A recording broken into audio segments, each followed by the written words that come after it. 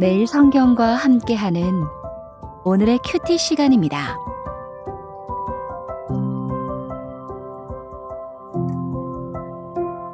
(12월 27일) 오늘의 말씀은 요한일서 5장 13절에서 21절입니다. 내가 하나님의 아들의 이름을 믿는 너희에게 이것을 쓰는 것은 너희로 하여금 너희에게 영생이 있음을 알게 하려 함이라. 그를 향하여 우리가 가진 바 담대함이 이것이니 그의 뜻대로 무엇을 구하면 들으심이라. 우리가 무엇이든지 구하는 바를 들으시는 줄을 안즉 우리가 그에게 구한 그것을 얻은 줄을 또한 아느니라. 누구든지 형제가 사망에 이르지 아니하는 죄 범하는 것을 보거든 구하라. 그리하면 사망에 이르지 아니하는 범죄자들을 위하여 그에게 생명을 주시리라. 사망에 이르는 죄가 있으니 이에 관하여 나는 구하라 하지 않노라. 모든 불의가 죄로 돼 사망에 이르지 아니하는 죄도 있도다. 하나님께로부터 난 자는 다 범죄하지 아니하는 줄을 우리가 아노라. 하나님께로부터 나신 자가 그를 지키심에 악한 자가 그를 만지지도 못하느니라. 또 아는 것은 우리는 하나님께 속하고 온 세상은 악한 자 안에 처한 것이며, 또 아는 것은 하나님의 아들이 이르러 우리에게 지각을 주사 우리로 참된 자를 알게 하신 것과 또한 우리가 참된 자 곧 그의 아들 예수 그리스도 안에 있는 것이니 그는 참 하나님이시요 영생이시라. 자녀들아, 너희 자신을 지켜 우상에게서 멀리하라.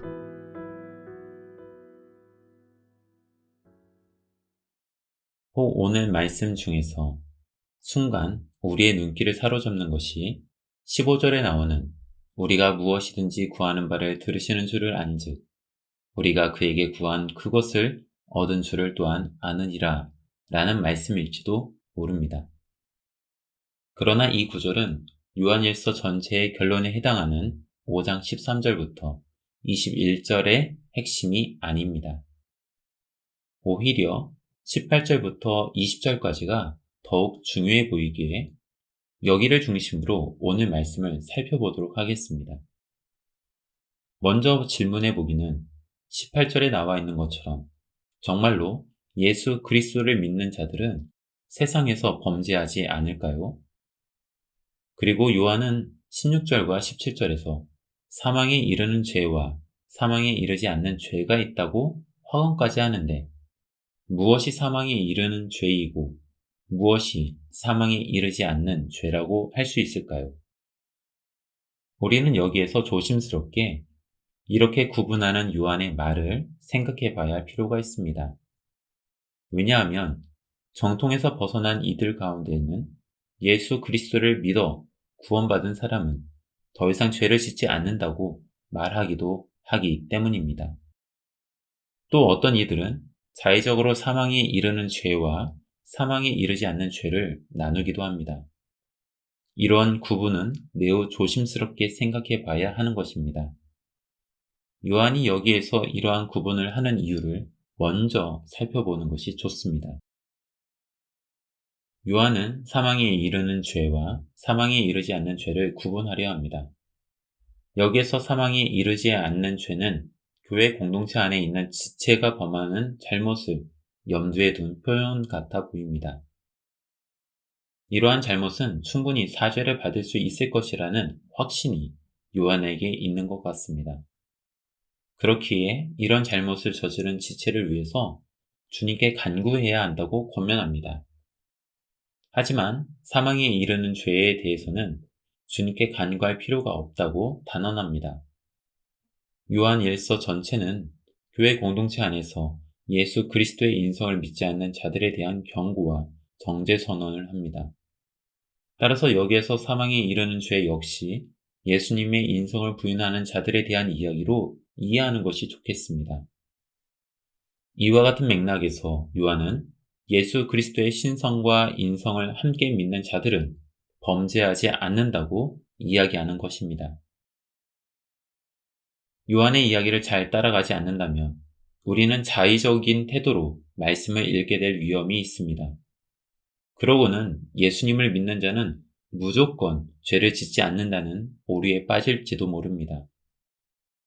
예수님을 믿고 교회를 다닌다는 그 한 가지만으로 너무 쉽게 자신의 정결함을 주장해서는 안 됩니다.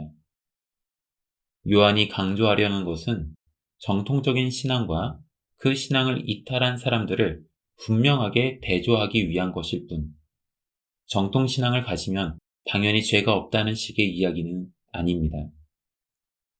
우리는 동일한 맥락에서 요한이 강조한 세 가지 확신도 되짚어 봐야 합니다. 예수님에 대한 신성과 인성을 함께 인정하는 정통신앙 안에 있다는 것은 주님께서는 그를 악에서 보호하신다는 말이며, 더 나아가 이단신앙과 구별되는 것을 가리킵니다. 그리고 올바른 신앙을 가진 자들은 주님 안에 거하게 되는 것임을 요한은 확신합니다.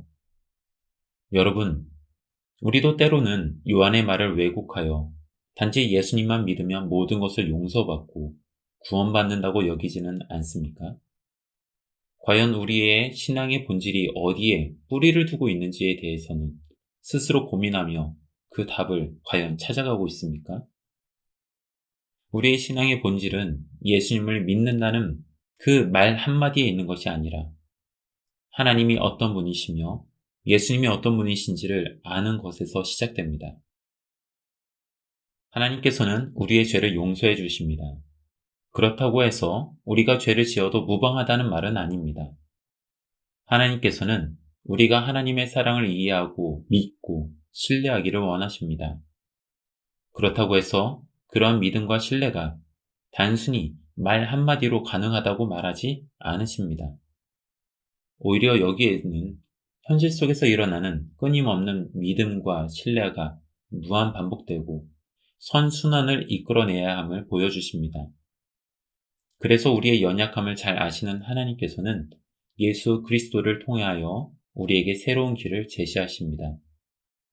그분의 계명을 지킴으로써 우리가 예수 그리스도 안에 거할 수 있다고 말하십니다.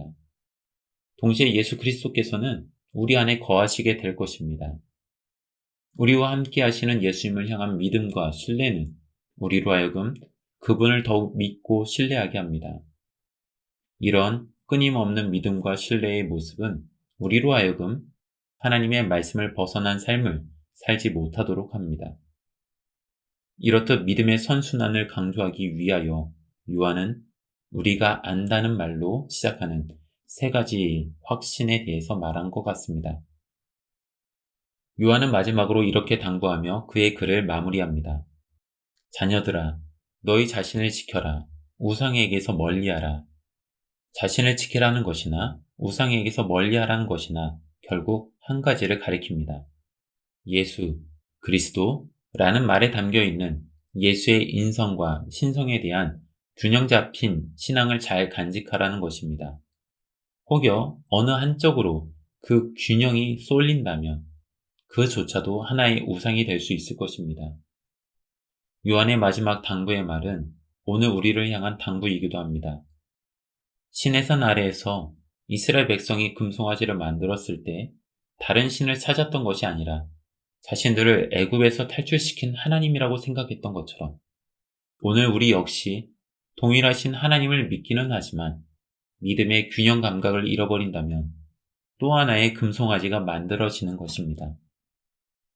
우리가 만들어낼 수 있는 금송아지에 대한 하나의 예를 들어서 말씀을 마무리하겠습니다.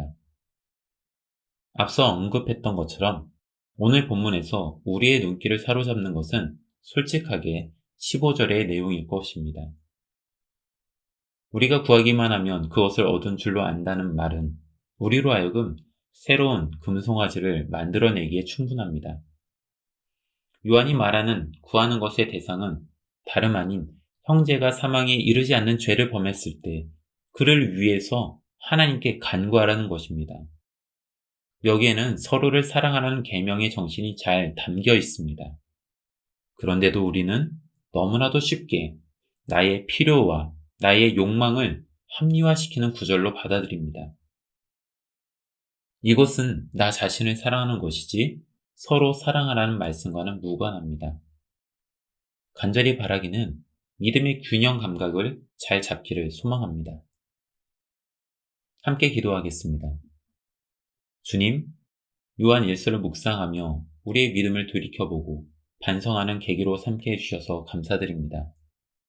과연 우리의 믿음은 어디에 뿌리를 내리고 서 있는지 잘 살피게 하여 주옵소서. 혹여 우리 가운데 믿음의 뿌리를 엉뚱한 곳에 내리고 있는 이가 있다면 균형 잡힌 믿음의 뿌리를 잘 내릴 수 있도록 은혜를 더하여 주옵소서.